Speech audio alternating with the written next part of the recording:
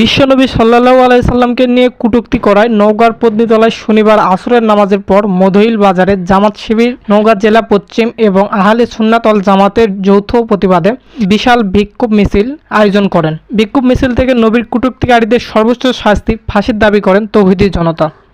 সন্তান সন্ততি পিতামাতা বিশ্বের সমস্ত মানুষের চাইতে আমি রাসূলকে বেশি ভালো না বাসবে ততক্ষণ তোমরা মুমিন হতে পারবে না।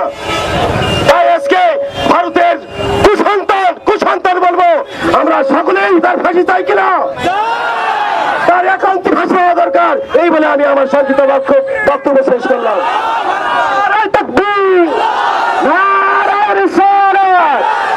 এই কুলাঙ্গারের ফাঁসি চাই, ফাঁসি চাই।